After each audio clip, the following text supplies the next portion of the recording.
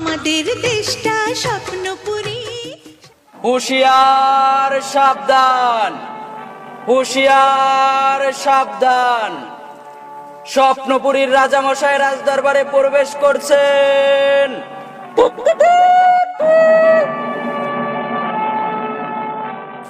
আপনারা বসেন। আজ আমি আমার রাজ্যের প্রজাদের সুখ দুঃখের কথা শুনতে চাই।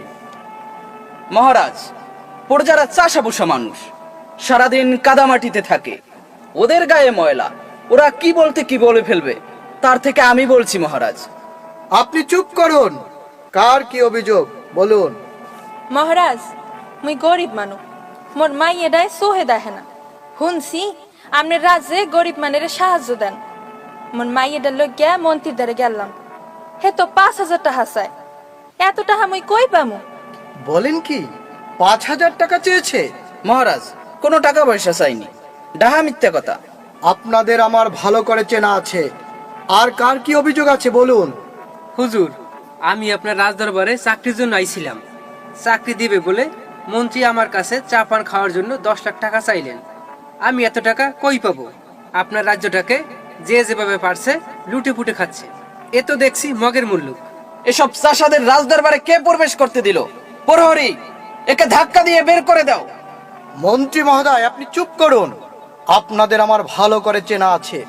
প্রজাদের টাকা দিয়ে আপনার আমার রাজ দরবার চলে, দুর্নীতি করে সম্পদের পাহাড় করেছেন। আর না, আপনাকে আমি মন্ত্রিত্ব থেকে অব্যাহতি দিলাম। মহারাজ, ভুল হয়ে গেছে, আমাকে ক্ষমা করে দেন। আমরা প্রজাদের সকল পাওনা দিয়ে দেব। মহারাজ, কুকুরের ল্যাজ ঘি দিয়া মাজলেও সোজা হয় না। শুনুন আপনারা, আমি তথ্য অধিকার আইন করে দিয়েছি। দেশের সকল তথ্য পাবার অধিকার আপনাদের রয়েছে।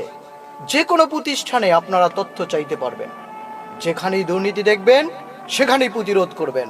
জয় মহারাজের জয়, জয় মহারাজের জয়।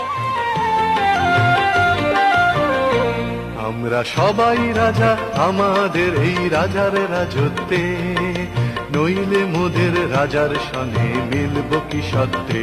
আমরা সবাই রাজা।